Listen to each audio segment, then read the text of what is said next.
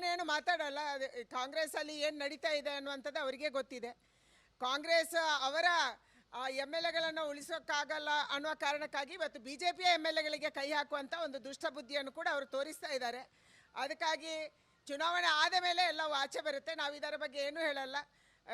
ಕಾಂಗ್ರೆಸ್ಸಿನ ಆಂತರಿಕ ರಾಜಕೀಯದ ಮೇಲೆ ನಾವು ಯಾವುದೇ ಕಮೆಂಟನ್ನು ಮಾಡಲ್ಲ. ಅದು ಅವರ ಆಂತರಿಕ ರಾಜಕೀಯ. ಉಪ ಮುಖ್ಯಮಂತ್ರಿಗಳು ಮುಖ್ಯಮಂತ್ರಿಗಳ ಮಧ್ಯೆ ಏನು ನಡೀತಾ ಇದೆ ಅನ್ನುವಂಥದ್ದು ಚುನಾವಣೆ ನಂತರ ಆಚೆ ಬರುತ್ತೆ. ಇವತ್ತು ಯಾರು ನನ್ನ ವಿರುದ್ಧ ಕಳೆದ ಚುನಾವಣೆಯಲ್ಲಿ ಕೂಡ ಗೋ ಬ್ಯಾಕ್ ಮಾಡಿದ್ರು, ಈ ಚುನಾವಣೆಯಲ್ಲೂ ಮಾಡ್ತಾ ಇದ್ದಾರೆ. ಯಾರೋ ವ್ಯವಸ್ಥಿತವಾಗಿ ದುಡ್ಡಿನ ಮದದಿಂದ ಅಹಂಕಾರದಿಂದ ಗಂಡಸರ ಮನಸ್ಸಲ್ಲಿ ಒಂದು ಭಾವನೆ ಇದೆ, ಅಧಿಕಾರ ಇದ್ದರೆ ಅದು ನಮ್ಮ ಹತ್ರನೇ ಇರಬೇಕು ಅಂಥೇಳಿ ಈ ದರ್ಪದಿಂದ ಕೆಲವರು ಮಾಡ್ತಾ ಇದ್ದಾರೆ, ಮಾಡಿಸ್ತಾ ಇದ್ದಾರೆ.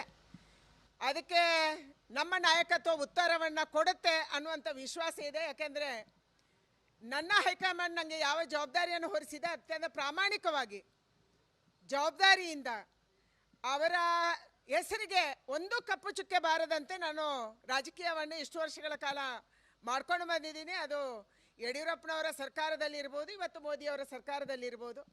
ಅದಕ್ಕಾಗಿ ಯಾರು ಷಡ್ಯಂತ್ರ ಮಾಡಿದರೂ ಕೂಡ ಉತ್ತರ ನಾನು ಕೊಡಲ್ಲ, ಅದಕ್ಕೆ ಹೈಕಮಾಂಡ್ ಕೊಡುತ್ತೆ, ಅದಕ್ಕೆ ನನ್ನ ಹಿರಿಯರು ಕೊಡ್ತಾರೆ. ಆ ವಿಶ್ವಾಸ ನನಗಿದೆ.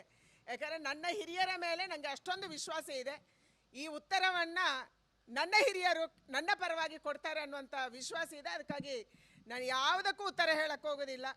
ಪತ್ರ ಯಾರ್ದು ಬರೆದ್ರು, ಯಾವ ಹ್ಯಾಂಡ್ ರೈಟಿಂಗಲ್ಲಿ ಬರೆದ್ರು, ಯಾರದನ್ನು ಪೋಸ್ಟ್ ಮಾಡಿದರು, ಪೋಸ್ಟ್ ಮಾಡುವಾಗ ಎಷ್ಟು ಪೋಸ್ಟ್ ಮಾಡಿದರು, ಇದೆಲ್ಲವೂ ಕೂಡ ಕೇಂದ್ರ ಕೂಡ ಇದರ ವರದಿಯನ್ನು ತರಿಸ್ಕೊಂಡಿದೆ. ಆ ವಿಶ್ವಾಸ ಇದೆ.